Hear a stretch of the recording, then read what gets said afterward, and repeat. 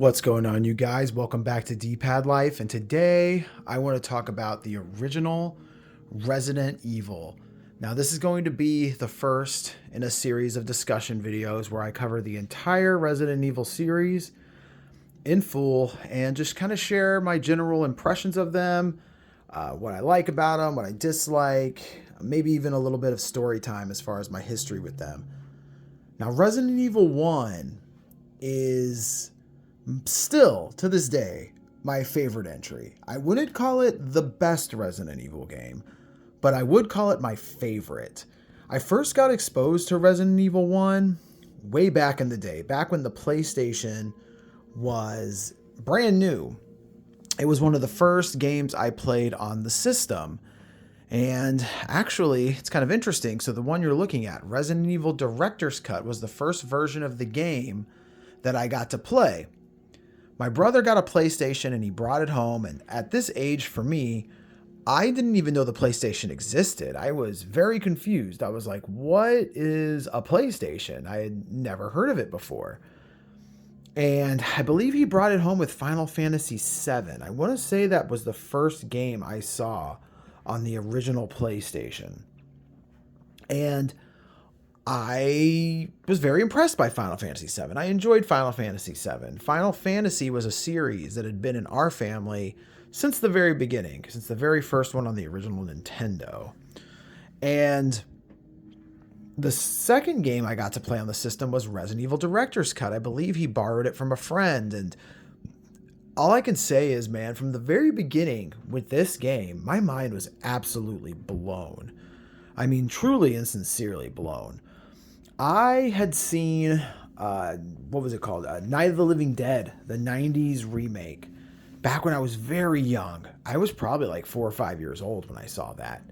And it absolutely horrified me. It terrified me. It gave me nightmares for a very long time. However, it also left me with a deep fascination of zombies and the zombie genre of horror. In my opinion, I think in this day and age, we look at zombies and we think, oh, they're so cool. And some people actually entertain this idea that it could be fun to have to deal with zombies, which I think is insane. I think actually zombies are one of the most horrifying scenarios we could ever find ourselves dealing with if it were to become a real world situation. And so, I think for me, playing Resident Evil, it felt like a fever dream, felt like a dream come true. It was like they really made a video game over a scenario that I've given a considerable amount of thought about. I've had nightmares about this scenario, right?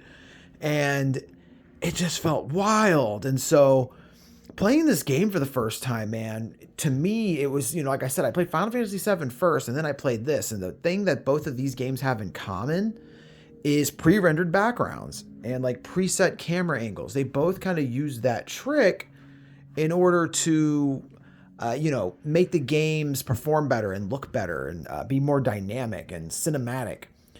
And I got a massive kick out of that. I deeply enjoyed the high quality backgrounds with the character models, and the character models got to look really good because the backgrounds, because the game was formatted the way it was. In Final Fantasy VII's case, that played out a little differently.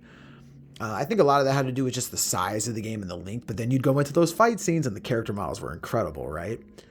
And so just everything about this, the music, the setting especially, just the idea of being trapped in this giant mansion and it's filled with flesh-eating zombies and eventually like straight up monsters, blew my mind as a kid. It really set my imagination ablaze. I really appreciated, like I said, the music and just the vibe of that and how it really brought you in. Survival horror, the idea of managing your resources and navigating a destination and the backtracking involved to solve puzzles, just all of it, man. Like mechanically, the game felt so good. But I guess I can't talk about mechanics without going into tank controls, because I know that that is a very conflictive point for a lot of people with not only Resident Evil, but Resident Evil 2, 3, I mean, even Code Veronica. I mean, that tank control stayed part of the series for a really long time. Now, What's interesting is I can't remember a time when I wasn't good or decent at tank controls. I'm sure, just like anybody else, when I first picked up the game, it took a while for me to wrap my head around and get used to. I'm sure it did, but I have zero memory of it. I think I actually took to it pretty quickly, and I love tank controls. I think tank controls are absolutely incredible, and I think they add a lot of value to a game like this. I think the fact that they're a little, I mean, the idea of like slow or cumbersome comes to mind. To me, they're not cumbersome. They're really intuitive and they work well for me. But I think the fact that they are so intentional in their design really helps feed into the horror. You know, this idea that your character is a little awkward to control, which I think some people would call that poor game design. And I do think that can be true. But in the case of Resident Evil, all the enemies were expertly designed around these limitations, and I think it fed into the system as a whole.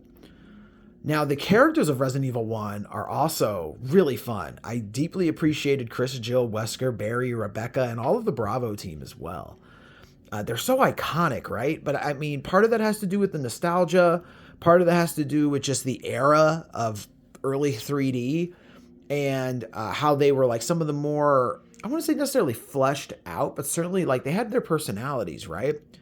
And then they had that memorable, corny, what's the phrase I'm looking for? Just like the corny, low quality movie acting. I wish I could remember the phrase, but either way, I adored that as a child. I thought it was extremely charming. It didn't actually come across to me as like bad per se. It definitely was, right? But like, I was so entrenched and immersed in this world that they created that for one reason or another, man, it didn't break my immersion. It actually really brought me in deeper. God, I remember the iconic loading screens on the doors. That was such a cool way to hide loading screens and to build up this anticipation before you progressed. And then you think about how the game isn't just exclusively in a mansion. It's actually on mansion grounds. So like you leave the mansion, you go to a guardhouse, you go into some sewers, you eventually find a laboratory. Just so freaking cool, right? They had a variety of weapons, variety of enemies. I think we all remember, the jump scare of the dog through the window. That's super iconic. And it really like almost invented, that's probably too firm of a statement to say, but it certainly popularized the idea of a jump scare in video games. And all of that was extremely iconic, man. Resident Evil, the original, helped me fall in love with survival horror and gaming. It really pulled me in.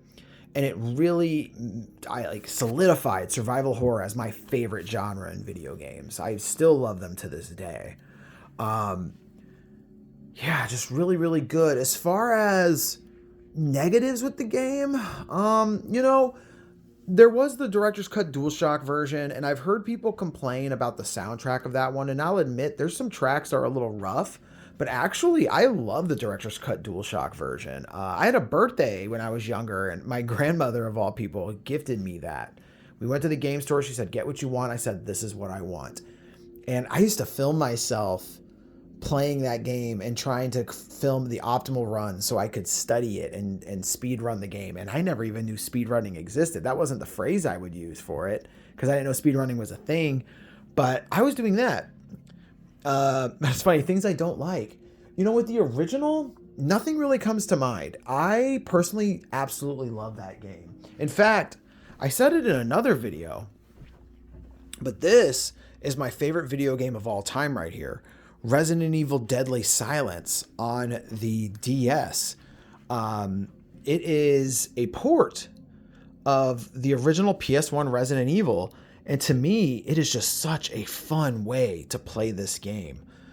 We won't get into that because we're talking about the PlayStation original, but I do remember the game being fairly challenging. It took a lot of getting used to. It took a lot of dying and learning enemy layouts and where items were and just kind of like the best ways to progress. But once you got it, you got it. And this day and age, I've got it all memorized and my skill is such that I never struggle with this game.